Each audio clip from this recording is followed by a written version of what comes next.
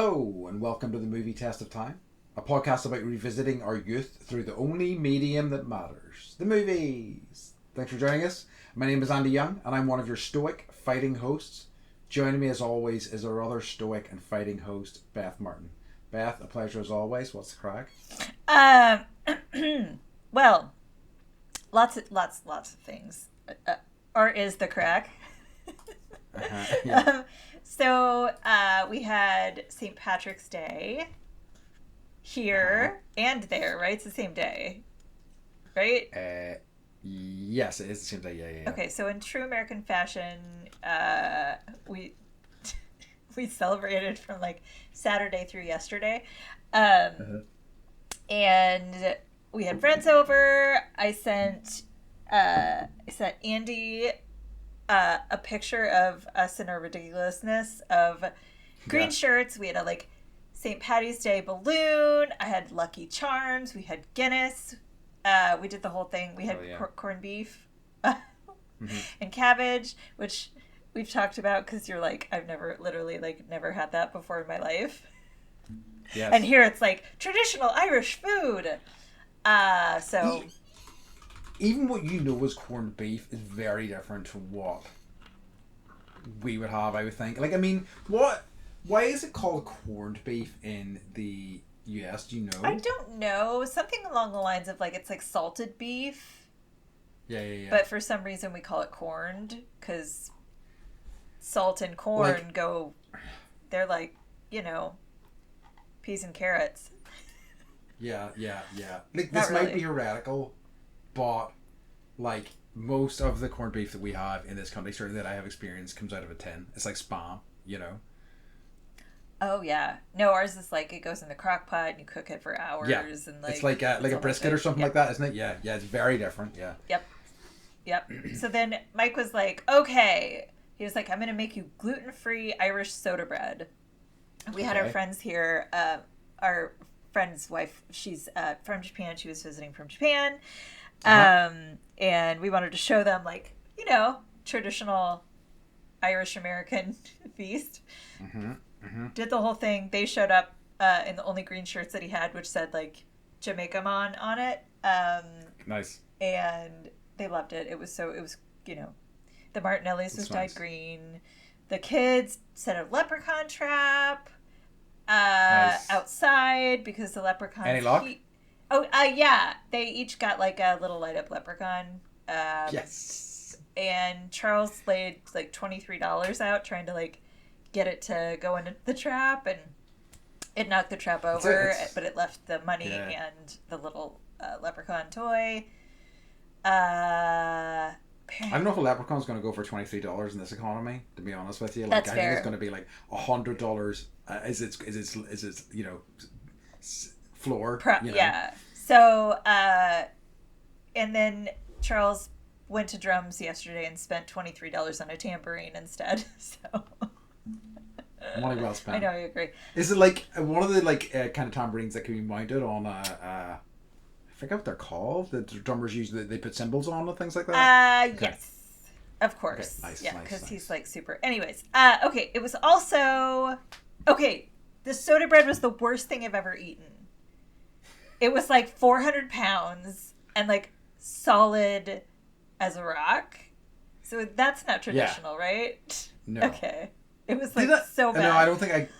Yeah, like sort of. I mean, I'm sure. Like, I mean, as you know all too well, a lot of gluten-free breads just don't come out texturally very well at all. So, like, I would imagine it wasn't a very kind of like good representation of soda bread because like soda bread is dense, but it shouldn't be like a brick. No, you could have like we were ready to drop it off a building to see like if the cement would survive or not. But it basically was so bad that this entire wonderful meal and presentation and the cocktails and the drinks and the green, it negated all of that. It was so bad that we're all just sitting at the table like laughing at him. So amazing. He packed up our friends, like a to-go box and put the rest of the soda bread in the bag. It's like, fuck those guys. And it was the Oscars. Of course it was. Yeah. Background music of epicness. I was going to ask, did you watch the Oscars? But I presume the answer is, of course you did. Fuck yeah, I did. My sister texted me. She's like, "Are you watching the Oscars?" And I was like, "Duh." And then we proceeded to just text our way through the entire evening. So I don't know if I don't know, man. I thought it was so funny. I'm gonna read you my text. This is how this is how bored I am right now. But we're like, ha ha ha, like, talking about how we didn't, a little disappointed in Paul Mescal, not having as much of like a character in Shakespeare, playing Shakespeare. But then it was like time for like the big announcement of who was going to win, and we're like freaking out. And I was like, it's One Battle Probably or Sinners. Like either way, I'm happy. And then I was like, Leo was like, I love you, Beth Martin. And I'm like, I love you, Maya Rudolph. And then she was cray face. She's like, yeah, she was like, this is fun. Next time, like, I'm going to wear a fancy dress. And I was like, obviously. And just have cocktails all night. She said, love you so much. You are so funny. This Oscar is for you, with a little award emoji. Thank you. I feel like I'm on my way, nice. Andy. And I said, I dedicate this to my sister who ate cat food with me. Sobs. Anyway, it was great. That's lovely. That's really nice. So yeah, a nice bonding experience, despite the fact that you guys are quite far apart. I was pretty stoked that One Battle won. I feel like Sinners got at least some of the recognition that it deserved. It did. As did. It got 4, I think, didn't it? Which is pretty good. And like Ryan Coogler got 1, which I think, as did Michael B. Jordan. So like, I'm pretty happy with that. Yep. And then there was lots of ballet and Oscar. Or, I heard about this. Yes, like, Timothée Chalamet. In his face, etc., etc. This is the question I had, because I saw a lot of the major stuff, and I have an idea of like basically who won all the kind of big awards as such. But who won Best Animated Film? Did K-Pop Demon Hunters? No, they won Best. Did they win Best Animated Film or Song? I said I bet they won Best Song, because I know Golden was performed. It was. I think they won Best Song. But I don't recall. But you should really think back in your Mind Garden Palace. Mind Garden Palace. Oh no, they did win the Best Animated Feature, which is good. Yeah. As well as. And like it was really cool to see like Leonardo DiCaprio and like every Steven Spielberg. They've all got their K-pop Demon Hunter lights, and they were like the whole audience is out there just like rocking out to K-pop Demon Hunter and K-pop. I love it. Yeah. So it was probably one of the most underwatched like Oscars, because they show you the graph of like who didn't watch. But I will also say it was very difficult to watch for free. You used to just be able to like, hook up your antenna and catch it, but now it's like you have to sign up for this or sign up for that, and you couldn't go backwards in time. So I missed the opening monologue. Oh, okay. I did watch the Conan O'Brien, the wee skit at the start where he was dressed as the woman from Weapons, which was very good. I think it's going like it's maybe Amy Madigan. Yeah. So she's married to Ed Harris.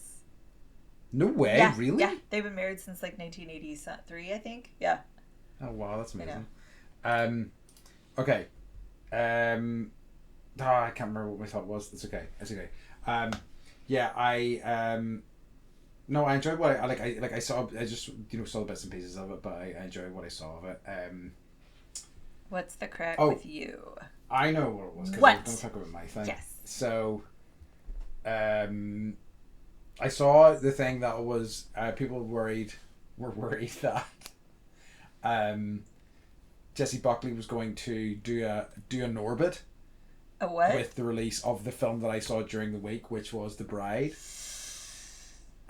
Which is, release a film that is so awful that people, decide they don't want to give you an Oscar anymore. But fortunately, The Bride was released late enough that it didn't matter. That bad? Do you know what it is? I do. Do you know what I'm talking about? Okay. Yeah. So I do not recommend going to see this film. It's I don't know what the hell it is. The thing that it reminds me most of in recent time is Megalopolis, in that it feels like a real unfocused kind of mess. Like, it's one of these ones where it's like, I think the message is pretty great in that, you know, it's a sort of like, you know, feminist sort of thing in terms of like, this character is only ever identified as the bride of Frankenstein. You know, she doesn't really have her own sort of like, you know, her own sort of like, what is the word I'm searching for here? Identity. Yes, identity. Yeah. You know, so like, I think that's what it's trying to kind of seek to reclaim that, but in the most odd way. Like, and I'm there for odd stuff. I'm there for big swings, and there are some big fun swings in this movie, but it's just an atonal fucking mess for the most part. Like, that concept in and of itself is fun, and here I'm going to talk a little bit about it. It's not a major spoiler because it literally happens in the first few minutes of the movie. So the movie opens on Jessie Buckley playing Mary Shelley, and her talking about Frankenstein and how she's been dead and in this void, and she's going to reach out and possess somebody, and she reaches out and possesses. So what this happens is she then possesses the woman who's called Ida, who becomes the bride. So she possesses her. Shelley playing the bride. So Mary Shelley is in the body of this American call girl. So she vacillates between an American accent and a really hammy British accent, saying big words. Then she dies. Then she becomes the bride. And that's all contained within one thing. And it's like, this already feels overstuffed, and we're like 20 minutes in. And it just kind of goes from there, you know. It's, it's something to behold. But it is, when I went to see it, I thought I was going to be the only person in the cinema. But it was me and two others. And the two others left halfway through. Ooh. Yeah. Ooh. This is Maggie Gyllenhaal too that was directing it, right? Mm-hmm. Oh. It is. And wasn't Jake in it? Jake's in it. Okay. He's like plays the sound film sort of, or not sound film star, musical film star. It does. Huh. Like Christian Bale's Frankenstein, you know. Yeah. But yeah, it's wow. It has some things to say, but I don't think it says them very well.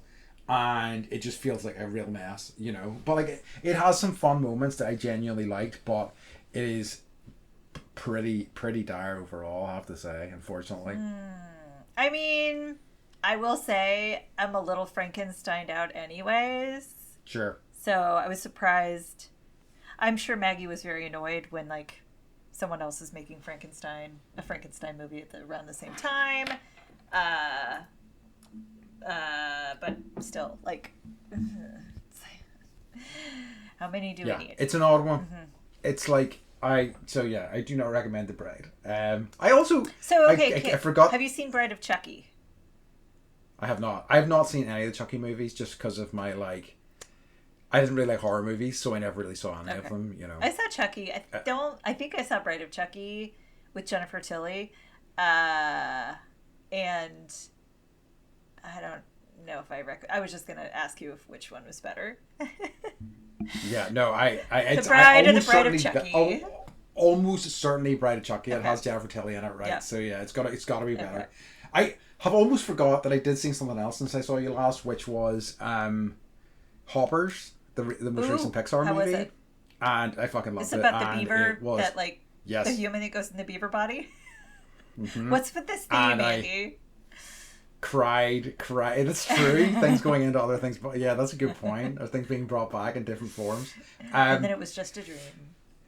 That was just a dream. But it you know, like, it played me like a fiddle. I was in bits by the end of it, crying my eyes out. I thought it was very well done. It made you cry? Nice story. Yeah. Oh. Pixar. I mean, like, animated films, it's like shooting fish in a barrel. That's for me. True. And like Pixar films in particular, it's just like, I am, you know, at their mercy altogether. I think what that says is maybe I'm just like a complete mainstream whore and just like all this fucking...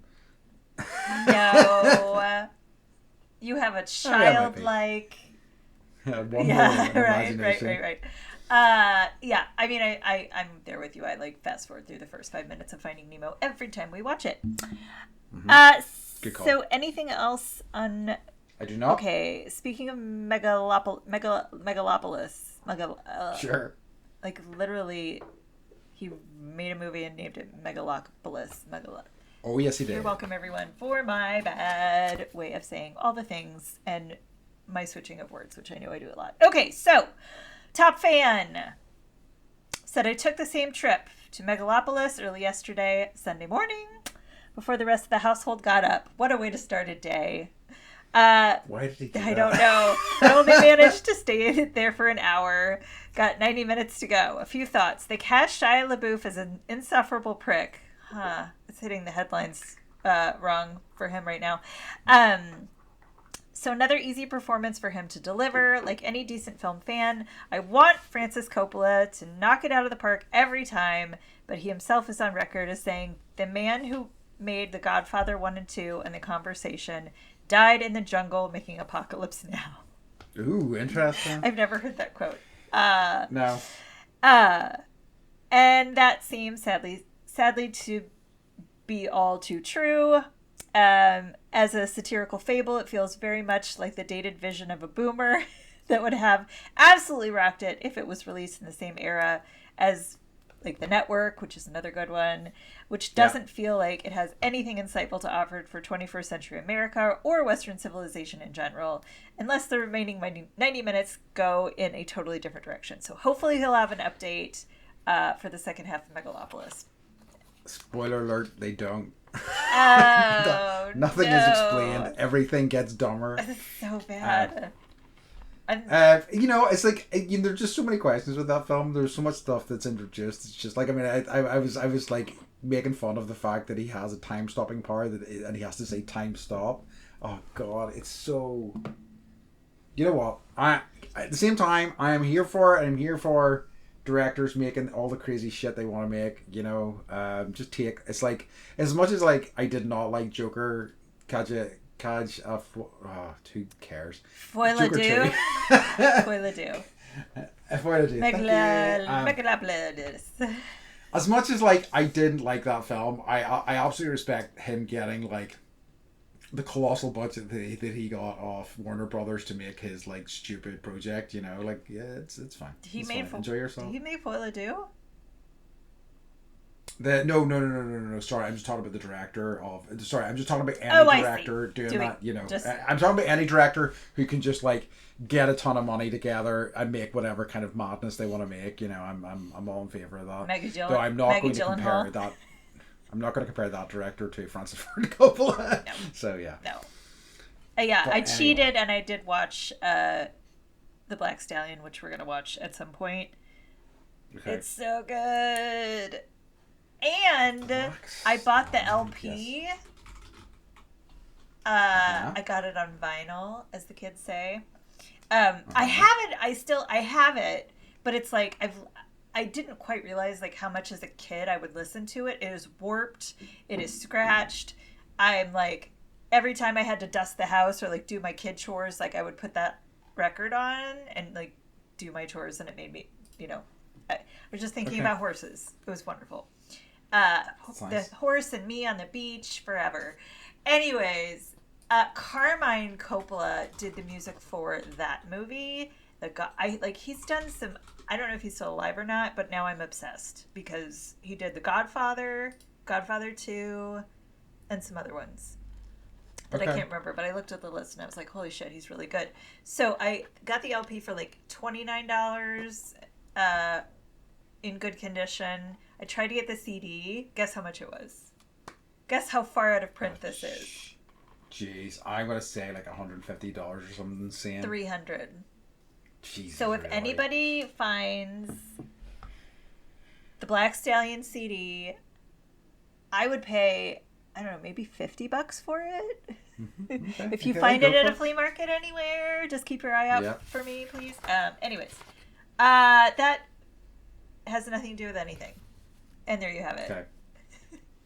I was trying to think of because Black Stallion isn't something I'm sort of familiar with, but do you know Black Beauty? Yeah. Because it's also like a story about a black horse, and I was wonder if they adapted it from the same story, but it turns like they're not, because that's different. One that I think, if it's what I think it is, the song for it is something that runs through my head kind of a lot. I can kind of sum it up pretty quickly. Or is that Black Beauty? Murder, She Wrote. Oh, Murder, She Wrote? Murder, She Wrote. Who knows? We'll never know. We'll never should do find an out. Angela Lansbury month. Oh She's yeah. actually yeah. she was in some good ones. She was in some Hitchcocky. Absolutely. Okay. Sorry, we're blah-blahing about other movies other than the movie we're here to talk about. Yeah, which is The Quiet Man, the final movie in our Irish American month, and like, what a fitting way to cap things off in that it is both Irish and features an American. Yeah, Americans, I would say. Yes. So we watched this last night, which was St. Patrick's Day, and I made shepherd's pie. I didn't make your recipe, and I really should have. Okay. There was way too much tomato paste. Anyways. Okay. So quick synopsis of The Quiet Man. Sean Thornton has returned from America to reclaim his homestead and escape his past as a boxer who killed someone. Uh-huh. I'm adding my own little flair to this if anybody can't tell. Which is quite the midpoint reveal. You're kind of like, whoa. Yeah. What? No wonder he's quiet, but he's not really that quiet. Yeah. Anyways, Sean's eye is caught by Mary Kate Danaher, a beautiful but poor maiden, and younger sister of the ill-tempered Red Will Danner. The riotous relationship that forms between Sean and Mary Kate, punctuated by Will's pugnacious attempts to keep them apart, form the main plot. With Sean's past as a dark undercurrent, I would also add that this was made in like 1953, and so I kind of had to like switch in my brain and be like, dowries were cool. Yeah, it was one of the things I was watching it. I was like. But the exact line I wrote was, although it's fucked, I like the clear lines of courting someone. Yeah. Like there's rules there, there's a structure to it. It's awful, but there's a structure to it, which is appealing to my brain, Yeah. After Megalopolis? You're like, oh, good. Okay, well, yeah. Thank God. A straight line. We're following a straight line here. We're not just fucking doing whatever the fuck we want for like 15 minutes and then like forgetting about it. Yeah, I also just find generally like, again, very much of its time. What's that film? 80 years old now? My God, yeah, more than 80 years old, 83 or something. I was trying to like explain it to the kids. I was like, Mimi, my mom was like 5 when this came out. They were like, whoa. Yeah. So. But it's like, what's really interesting to me is like how he treats her. Like, I mean, like, and it's still like a romance, like he is not. And he's like he's a good guy. Yeah. He's a nice guy. Yeah. And he like literally like pulls her, drags her along basically by her feet and things like that, and like he's carried. It's really wild. Like it really is. He's like he like gets to his homestead. He's gonna move into it with his sleeping bag, and like there's a fire. I can't. Yeah, that. And he's like, "Who is it?" And she's in the house, and he just like, it's really windy, and he like. She's like, oh, I shouldn't be in here, but like without talking, which is really weird. And then he like grabs her and like kisses her. And it's just like, ugh. It's murky, and like again, this was like, it was even also there was a point where close to the climax of the film where they're heading to this kind of final sort of showdown with her brother, and one of the people that's following them to this showdown, like this is when he's kind of dragging her along. The whole town. The whole town hands him a stick and says, "Here's something to beat your woman with." Yeah, and her, the whole town is like following as he's like dragging her, to ask for the dowry money that he feels he's owed or whatever. Because her hair is so red and she's so fiery, whatever. And her shoe falls off. And he's like, that's okay. It's only another 5 miles. And she's like, ha ha, oh, ha ha. Someone's like, here's your shoe. And she's like, thank you. And it's like trying to put it on. He's like dragging her by the scruff of her coat. Anyway. It's wild. So, should we talk about the director? Yeah, I do want to talk about the director. Okay, so directed by John Ford. I think I'm going to say 2 shocking things here. I think this is the first John Ford movie I've ever seen. I think this is the first John Wayne movie I've ever seen as well. Like, obviously, I know John Wayne. I just have not watched any of his films. I don't think ever before. Because I was not super interested in, like, westerns or, like, war films of that era, particularly, and I know that that's where he was prominently featured. You know. Anyway, I saw a lot. John Ford. Huh? I saw a lot, but that was just I'll bet. Yeah. I'd say it's like, I mean, like, obviously they were a big deal here as well, but like, I just think that by the time I was, you know, kind of growing up, it would have been, you know, the movies that we would have seen on TV would have been probably more likely from the 60s and 70s rather than, you know, earlier than that. By and large, I definitely saw some older stuff, but I've never sat through a John Wayne film anyway. Anyway, John Ford, an iconic director. One of the first kind of mainstream directors kind of who was seen as an auteur, like had very much his own style, like even though he worked in a number of different sort of genres, he very much had his own sort of like imprint in terms of like what he did. And he's like credited with launching the careers of like some of Hollywood's biggest stars of the 30s, 40s and 50s, including John Wayne, Henry Fonda, Maureen O'Hara and James Stewart. Jimmy Stewart? There is Jimmy Stewart. Huh. There is so much more, like, this guy has a storied career if you've never heard of him. Like, it was one of these things where it was like, I could talk forever about him, but I also don't want to, like, you know, read you an essay. Yeah, I mean, so, I'm going to do that right now. So, okay, did you see The Fabelmans? I still haven't. Okay. I really want to. So there's this scene at the very end of the movie, and it's where Steven Spielberg's character, little Steven Spielberg, even though he's like, it's just based on my family, like, you know, all this stuff happened. So he somehow gets, you know, one of his, I don't quite remember, doesn't matter. Somehow he gets in front of John Ford. Yes. And John Ford teaches him, you know, he comes out and he's got like, you know, little smoochy lipsticks all over his neck. So he's been like making out with the secretary. He's smoking a cigar. Like he's screaming at Steven Spielberg and telling him like, find the horizon. And that's an interesting picture. And like, tell me what's interesting about that picture. And he gets it wrong. And he's like, no, the horizons. Anyways, it's a really good scene that really shows you like what, I didn't really know anything about him until I saw his name here, and I was like, holy shit, John Ford, like, that's John Ford from The People. Okay, so anyway, so he did not give a shit about shit, I will say. Yeah, it doesn't sound like it, yeah. So he came, so I have, where is it? It's so funny. Okay. Where is it? Okay. I'll talk about a little bit. Do you want me to vamp for you a little bit while you're looking? Yeah, really quick. So like I read a thing like in a Maureen O'Hara's autobiography talking about John Ford that he she claims that she saw him kissing another male actor back whenever they were working together, which I think is really interesting because it's like it feels like such a typical thing for like people who work in the film industry of that era. You know, it like if you were homosexual, you had to like put on a very kind of stoic sort of like, you know, tough guy sort of attitude, you know. Yes, agreed. Well, and it's hard to know, you know, it's like James Dean was probably bisexual. Yeah.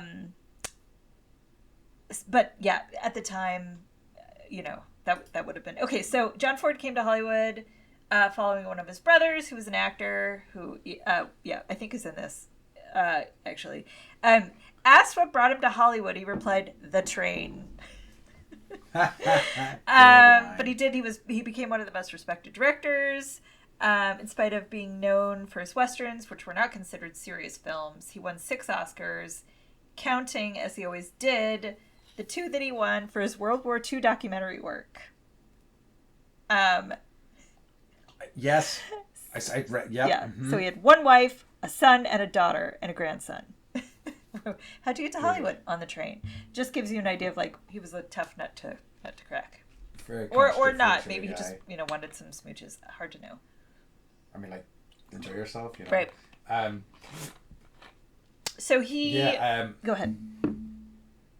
Now I was. That was a good. That was a good fact that you had. Thank you. It was a good fact. Yeah. Well. Yeah. I mean, it's a claim that Maureen O'Hara made. I just thought that was very interesting. But yeah, I was reading a little bit about his kind of World War II and his like army career. So like, sorry, he was in the Navy, I should say.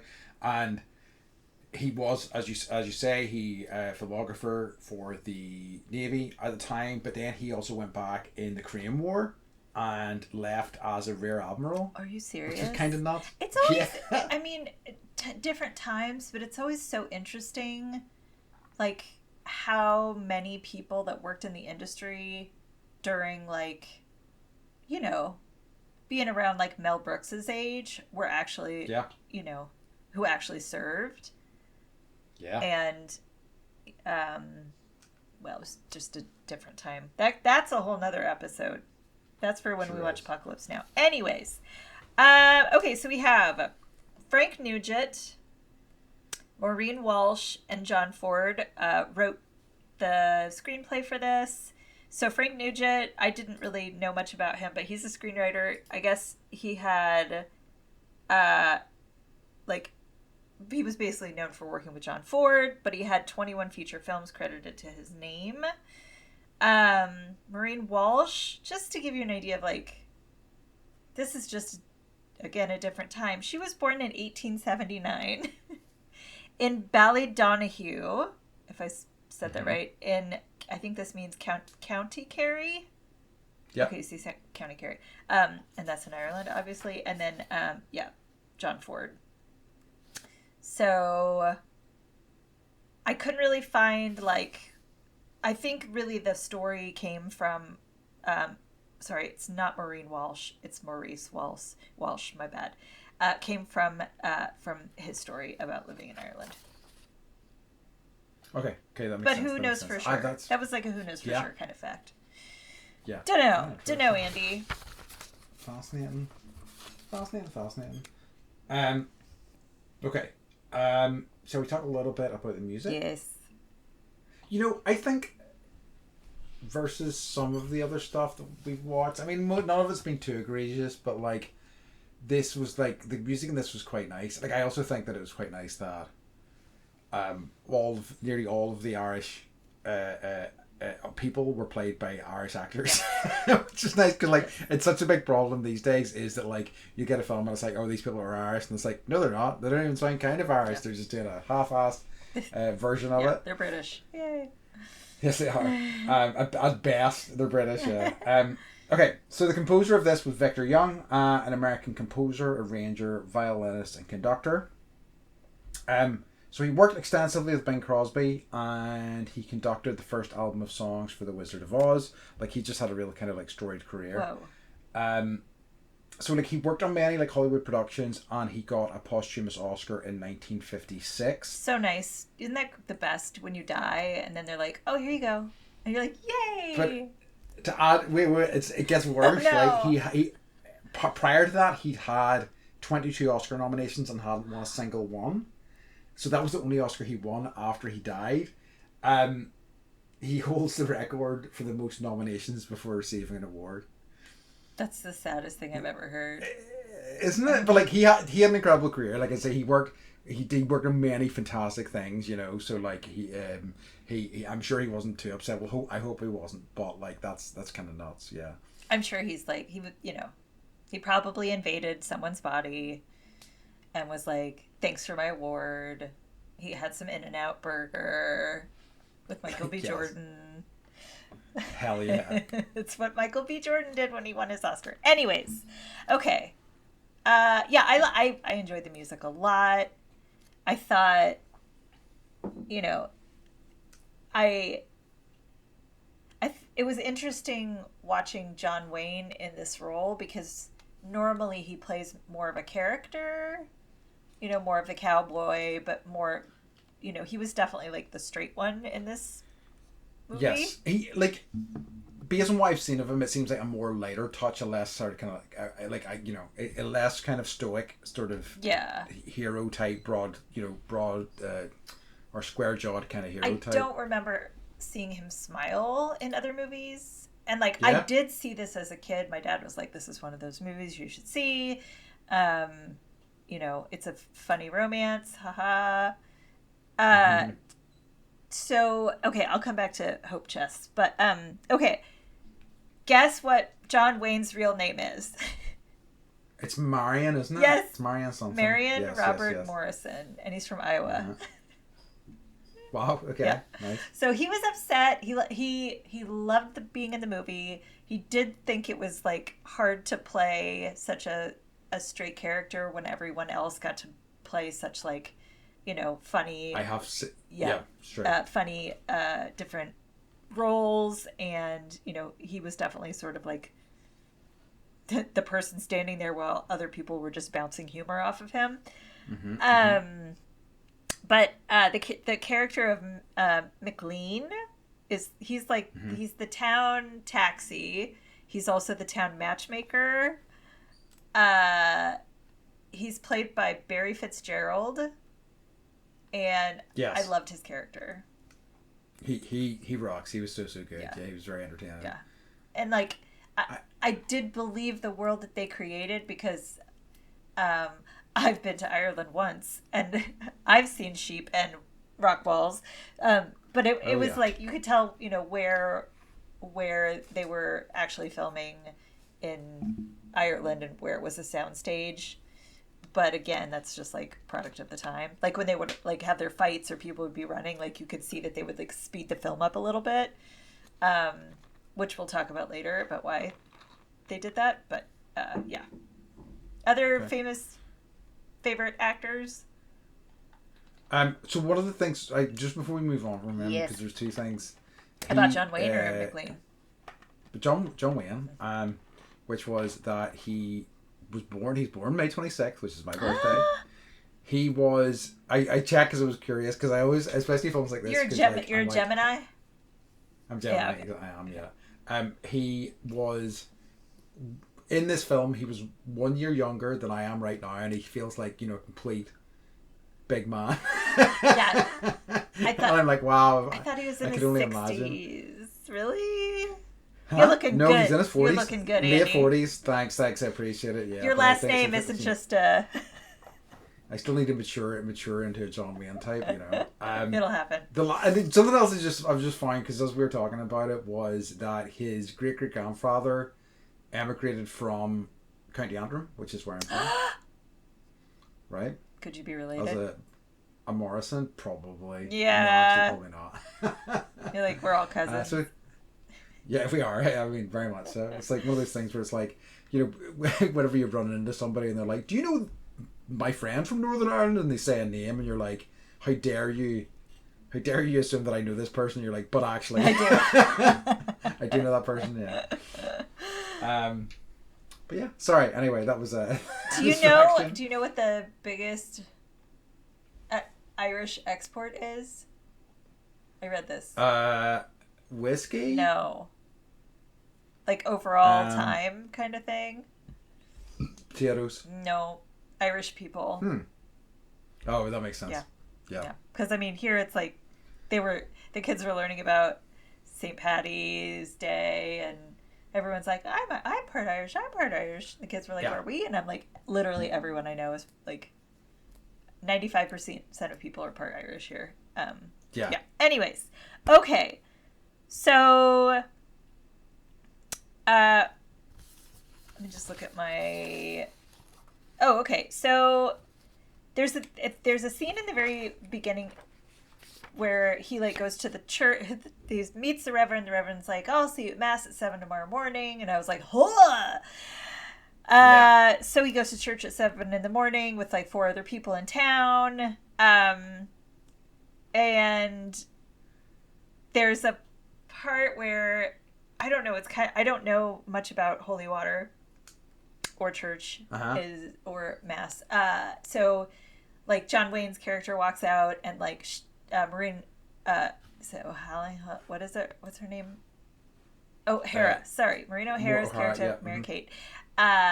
She comes out and he like makes her grab the holy water from his hand, and then she does the sign of the cross. So scandalous. So then McLean is like patty fingers in the holy water. Like, look at you playing patty fingers in the holy water. And then I was like, patty fingers in the holy water is a great name for a band. Yeah, that is. Yeah. So once we start playing instruments, this is our band name. I like it. Okay. That's I do like it. I didn't consider that. That's good. I was like, how tall is John Wayne? Is he very tall or is everyone very short?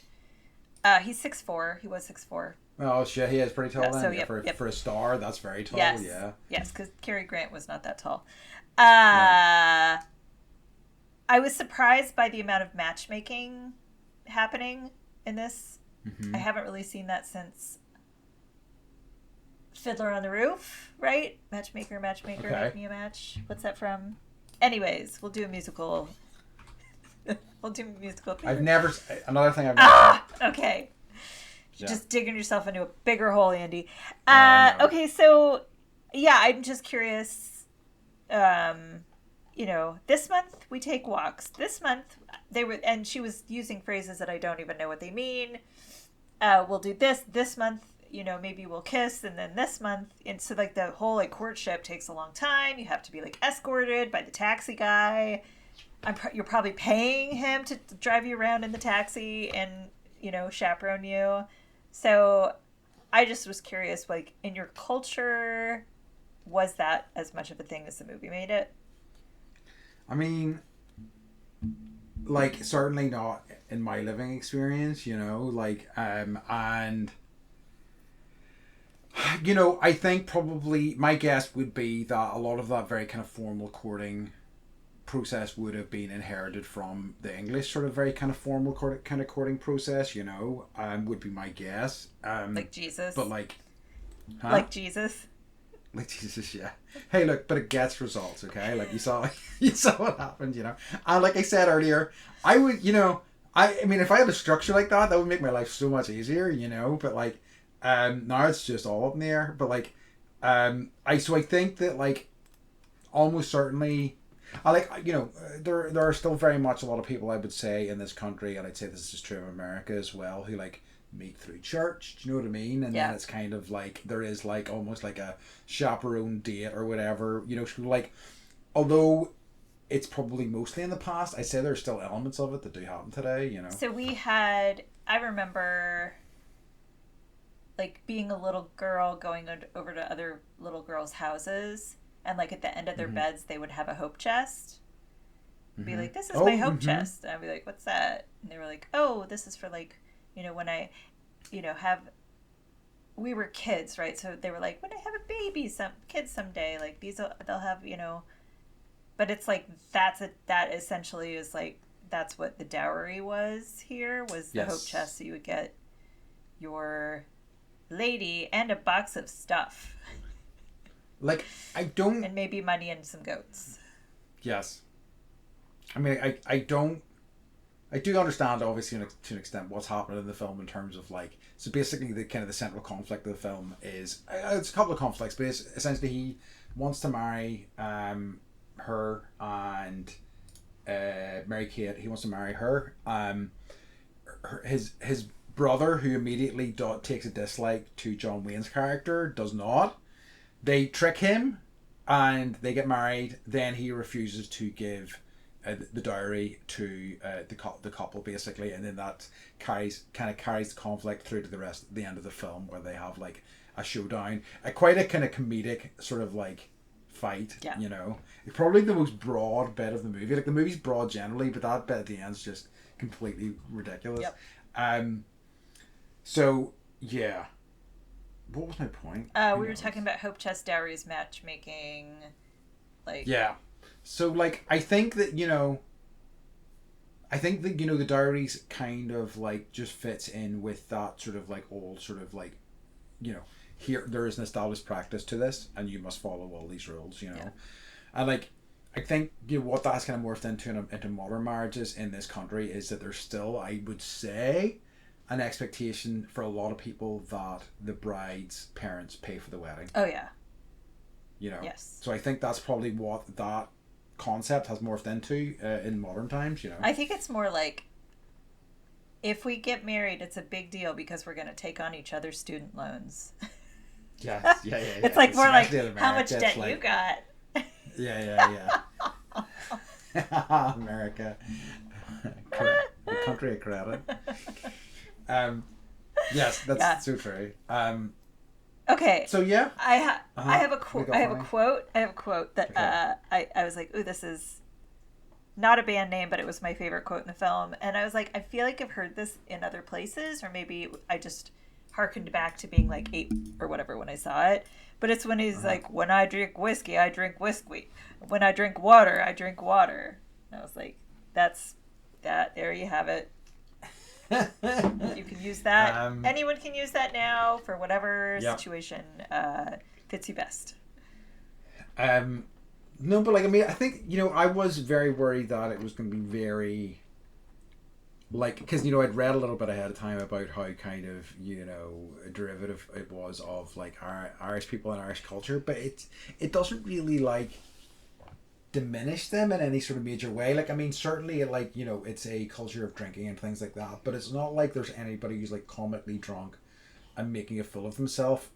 Really, it doesn't really happen. There's, like, then there's a lot of, like, twee sort of references and things like that, and there's, like, but, like, everybody, like, people do, within the context of this film, feel like well-rounded characters, which I was, like, kind of surprised about, Yeah, I thought so too. It's like, even the pastor, had a story, like 3 storylines going. It was definitely like, it felt like a real town of people that you could get to know, Yes. And that was, I also liked, the I don't know what the Celtic crosses mean, because so he's like riding his horses or running or doing whatever it is that he's doing, riding his bike, and it's like, I don't know if those are like graves, are they kilometer markers, like, is it they are used in a lot of old graves, Celtic crosses, just on the side of the road. Well, yeah, we'll move a freeway for ferries, but not for That's true. That was an odd one. Like, that was an odd placement. It felt like it was meant to be symbolic, but I really wasn't sure what it was going for. Okay. Yeah, I know what you mean. Also, I had one critique. Like, he's like painting the house green and he's wearing this white vest, and then his brother-in-law was like doing something with the hay and he's wearing a white vest, and I was just like, they look warm, but also, like, there was not a speck of green paint on John Wayne, and there was no like hay or any dirt on his brother-in-law's attire until, like, later on. Yeah, and then they're basically impeccable, beating the shit out of each other. The one sort of thing that really kind of makes it feel like an unreal version of Ireland is that it was basically always nice out. I noticed that too. I was like, blue sky and blue sky. There was no rain, so it's like, no, that's not Ireland. That's not Ireland. Blue sky and puffy clouds. The reason why it's so green over here, it's because it rains all the fucking time. No. So here's something I wanted to ask, and I did want to ask if there's any other specific sort of, like, Iricisms that you kind of wanted me to, like, translate. There was a few things I meant to write down, but it was like I kind of just lost them in the moment. But the thing that I wanted to ask you about was tiddlywinks. Do you know what tiddlywinks is? It's a game. Because they play it in this film and they reference it by name. I might have been. I'm going to admit that I did walk out of the room. Some of this movie. So did I at certain points. 129 minutes. It's a game with the little thingies that they flick. Yes, with the, like, little disc, and you're trying to flick them into a cup. Yeah, we had those. Yeah. I played that as a kid. You had those. Okay. But probably not called tiddlywinks. Probably no, it was called tiddlywinks. Oh, it was called tiddlywinks. Okay, and they would be like, I wasn't sure whether that was a you had the little discs international and thing. then the bigger ones, and you used the bigger ones to flick the little ones.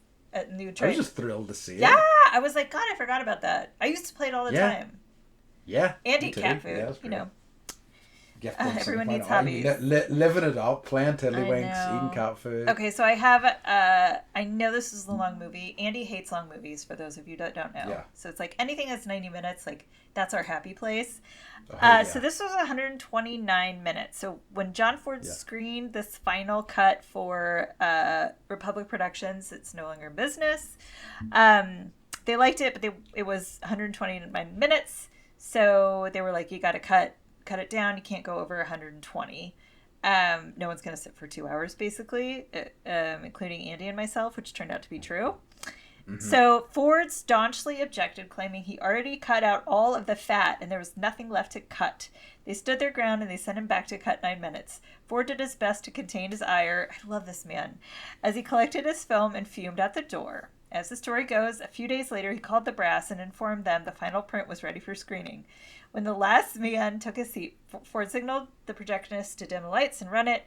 And at exactly 120 minutes, right in the middle of the most climactic scene, the screen goes something like, so you can plainly see there's, it goes white and the house lights came up. And so everyone's just like sitting there and they're like, what?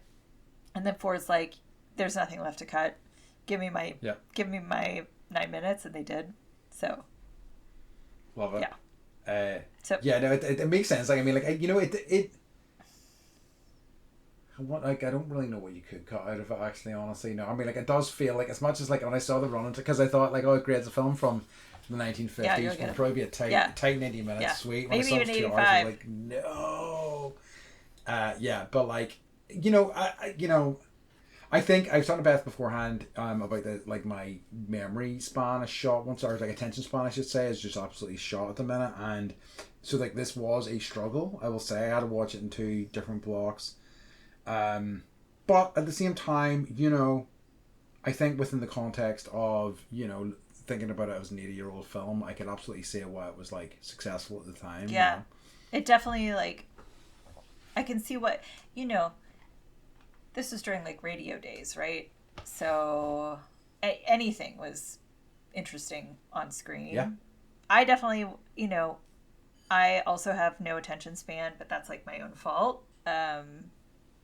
Because I'm on Instagram and TikTok too much. I'm never on TikTok. That's not true. I'm only like, don't judge me. No one judge me. But I definitely was like, ooh, I forgot to boil eggs. Yes, very much so. Very easy film to get very distracted. Yeah, and I got up and I boiled those eggs, Andy. Yeah. All 9 of them. As soon as my phone buzzed and I hit, like, looking at my phone, I was like, oh, who's this? What's going on? Great. Yeah. And I was like, well, why do I have my phone in my hand? I'll just check Reddit quickly, It was like, it was bad. So do you have any facts or anything? I do. Or bits and pieces you want to talk about? I do. This is one I really like. So the original white O'Moran cottage from the film that's in the sheep field along the road. This gives, like, coordinates. So if anyone wants the GPS coordinates, just shoot me a message. Yeah. On, all the places that you find us. So basically, like, the cottage is still there, but it's only like 20% of the original cottage is left because people have been carrying it away stone by stone because they love this movie so much. So I'm curious. I did not look at this necessarily, but if, anyone wants to check eBay and just see if there's a Quiet Man stone available for sale, I would be interested in finding that out. Not that I want it, but you know what? You can buy pieces of the Great Wall, or not the Great Wall. Well, you can do that, but also the Berlin Wall. Anyways, so yeah, they give the coordinates on IMDb and how to find it, and there's a Quiet Man museum around the block from Pat Cohen's. Is it Pat? Oh, Pat Cohen's? Okay, in Kong, which I liked. Okay, so I also kind of liked that on the sign. It was like, or what? I think it was under Pat Cohen's. It was like for the legal sale of intoxicating liquors. Yes. Yes. I just kind of like that. It's just completely out there, Okay, so I want to see if this is an Irishism. So the town of Kong in County Mayo, where much of The Quiet Man was shot, was getting electricity in 1951 when the actors and the crew were there. So a few of the scenes show utility poles, but no wires were clearly visible. The town folk were excited because they thought the electricity wouldn't cost anything. And then they later learned otherwise, and they insisted they didn't want it or need it. Get rid of it. And many years later, they changed their minds. But yeah, they were like, get this out of here. We want to go back to oil lamps. That's pretty great. I think it's kind of interesting that, you know, they still didn't have electricity there. I mean, like, I do really love, like, how clearly it is Ireland, you know, and there's definitely been a ton of productions I've seen where it's like, this is absolutely not, you know. I mean, like, still liberal use of green screen. I fucking love. Yes. I fucking love old green screen. It's just so unconvincing in a really kind of special way. It's just fantastic. Favorite, you're absolutely right. My favorite was when he gets on McLean's taxi to go ride to his house, and he's got his matchbook and he's got his cigarette, and he lights they're clearly going very fast, and he lights his match and lights his cigarette, and I'm like, I was just sitting there with the kids, and I'm like, that would have blown out. That's definitely a green screen. So Andy, I heard your burp. I'm gonna give that a 3. Shit. I know you. This is to be off. I'm disappointed. Off mic. It's fine. I don't think anyone cares. People live for the burps. Okay. It's true. So John Wayne said the role of Sean Thornton, now considered one of his best. Yeah, it was difficult for him. He said for 9 weeks, I'm not going to do a John Wayne impression, and I apologize for my Irish impression earlier. Forgive me. For 9 weeks, I was just playing the straight man to those wonderful characters, and that's really hard. I feel that. Like I feel like the flat American, and you're like you guys. Andy doesn't ever toot his horn, but you're the one that writes all the like funny captions, and I laugh every week reading them. I'm a laugh riot. It's true. So I love it. So do you have any other facts, or should we go on to our? You know, some of these are really long and too long. Okay. Okay. Yeah, John Wayne was disappointed by the unconvincing studio sets that were used for exterior scenes, as were we all. But it was 1950, whatever. So. Yeah. You know. Oh, I have a good. I'm sure not a cheap production for the time as well, and it does look great. So, okay, quick Maureen O'Hara fact. In the scene where like John... Lots of... Lots of...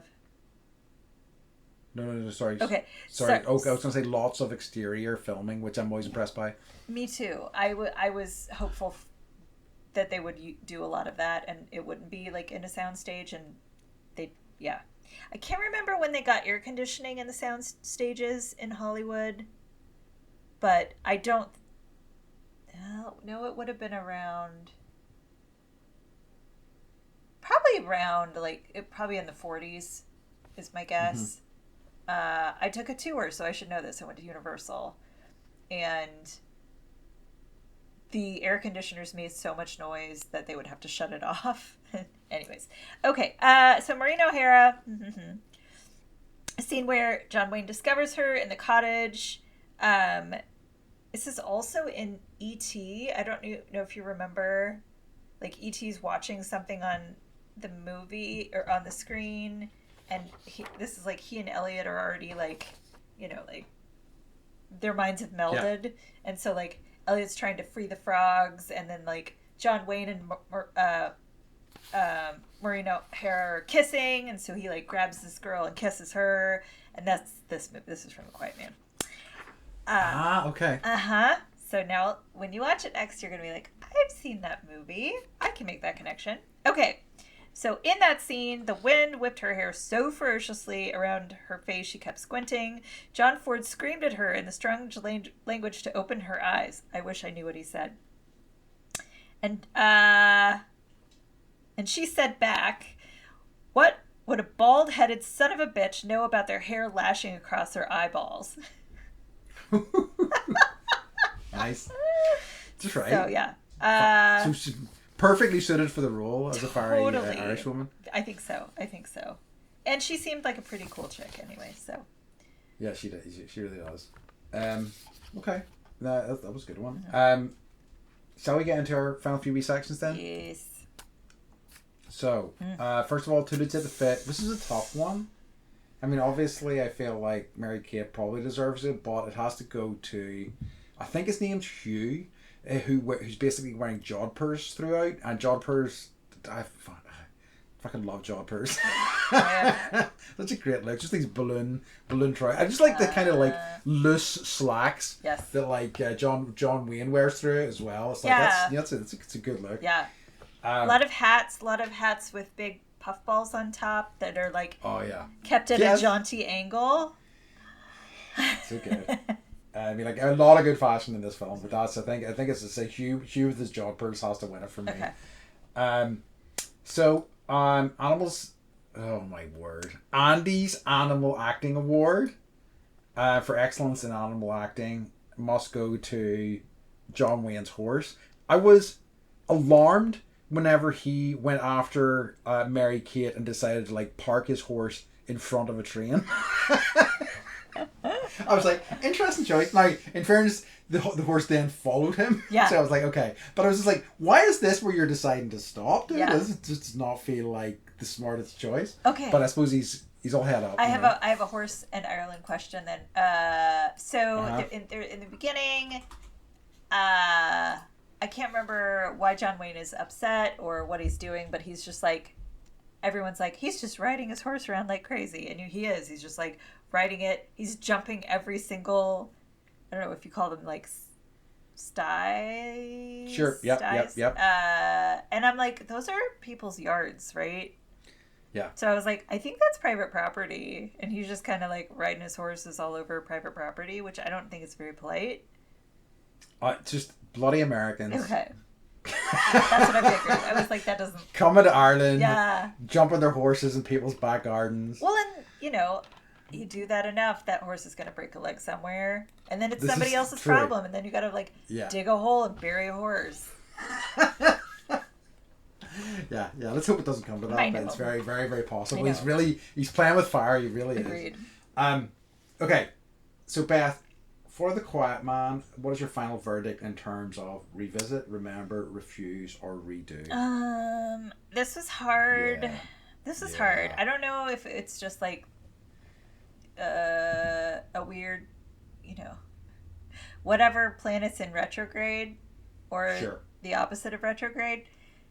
But I could not concentrate. I wanted him to cut those 9 minutes. So I think it's like, I have seen this before, so I get to use the remember option. Sure. And I'm going to hit that button. Yeah. I think remember's good. And I think probably that's where I was leaning.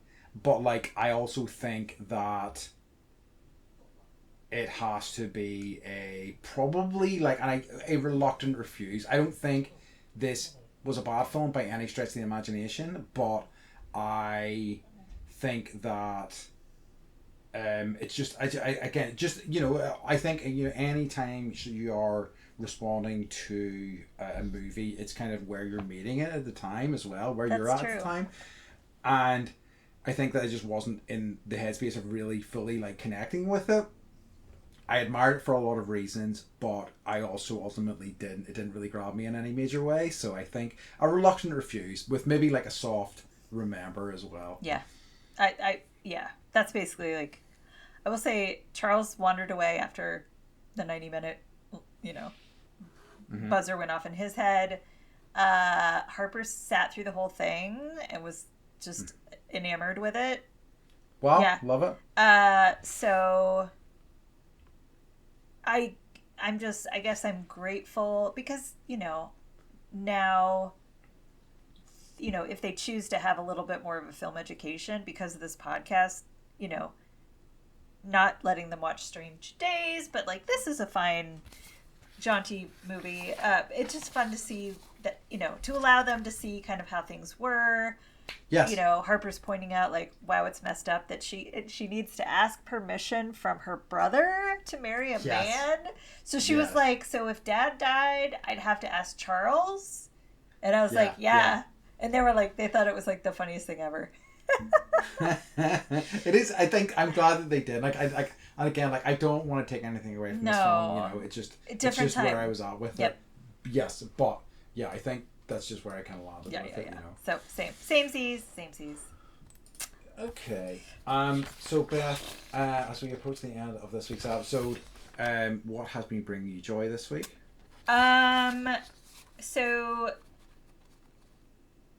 did I talk about the color run already? I don't think so. Okay, so the kids do this. It's the pyramid scheme that I sent to you, where I was like, don't donate to this. So they ran out of volunteers. Did I tell you this already? Mm-hmm. Okay, so because we're at war. Yeah. Wait, what? Normally, so the kids, it's like a color run. So people throw color chalk or whatever, color chalk at kids, and they run. Yes, we have them here as well. Okay. So the kids did that for a fundraiser for the parent association, of which I'm on it. Usually we get I think it's the Marines to come, and they're the ones that get all dressed up and they throw color at the kids. But because we're at war, and there might be terror cells in San Diego, no active duty members can wear any of their traditional uniforms. They all have to dress plain clothes. So they couldn't come because they're not allowed to be doing community service stuff right now because they might be called to active duty at any moment. So it's just, that's interesting that that is affecting our community in small ways. Also meant that Mike and I got to throw color at children for 3 hours. It was so fun. And Mike went ham on our children.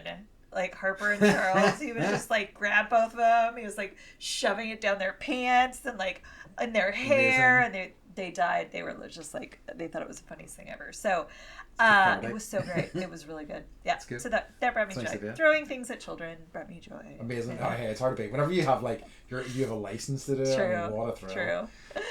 What about you? So for me, I think I mentioned last week, there's been 2 games that have come out recently. I was talking about Slay the Spire last week, which is the deck builder that I loved. And it's more quiet. I can play it by myself and enjoy it. But the other one I've been playing is a game called Marathon, which is so extraction shooters are having a bit of a moment recently. They're games where basically, so an extraction shooter is essentially you go in, and if you die, you die. That's your run's over essentially. But what you're trying to do is you're trying to go into an area, you're trying to get some loot, and you're trying to escape alive essentially. And that's the game. And there is something about the kind of push and pull of those games, about the kind of constant danger, both from other groups of other players and also the kind of AI opponents. It's just, I really love them. I've so warmed to this genre, and I've been having a blast with it recently. It's just such, and I also it's a great game to put a headset on and just kind of start chatting to people and just kind of try to find, talk to new people from all over. Do you know if they're Do you know if they're AI? The people I'm talking to? Yeah. No, the people I'm talking to are definitely real. Okay. Yeah, no, it's only the AIs are a distinct sort of entity in the game. You're these characters called runners, and there's basically a kind of military force that you're kind of fighting against in there, but it's really fantastic. Can they wear their dress, whatever? Can they wear their military garb? Yeah, they're military garb. Okay. Yeah, they're unified force. Yeah, yeah, they're not. They're certainly not. No, they're loud and proud, setting up claymores, setting up landmines. They're really, they're not messing around. But yeah, that's been bringing me a lot of joy. Good. I don't know if you can hear my dog is. No, I can't hear it all. Nope, you're good. I have dared leave her outside. She's getting more vocal, codependent, I guess, as of late. Yeah. She really doesn't really want to put up with being left outside a door for any length of time at all anymore. So yeah, she's like, "This is bullshit, Dad." What a princess! I know. Yeah. Okay.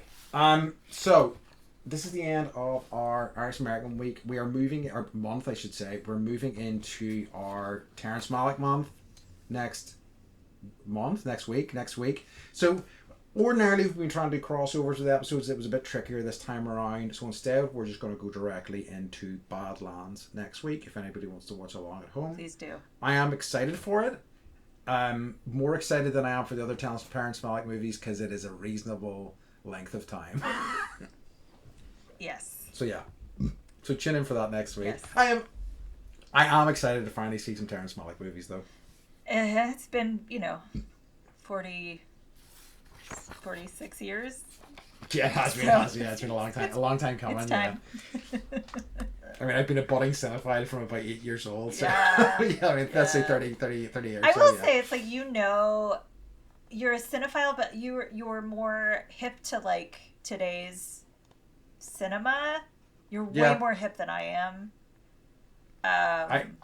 I've always liked to like have an idea of what's going on and like trying to keep track of indie stuff.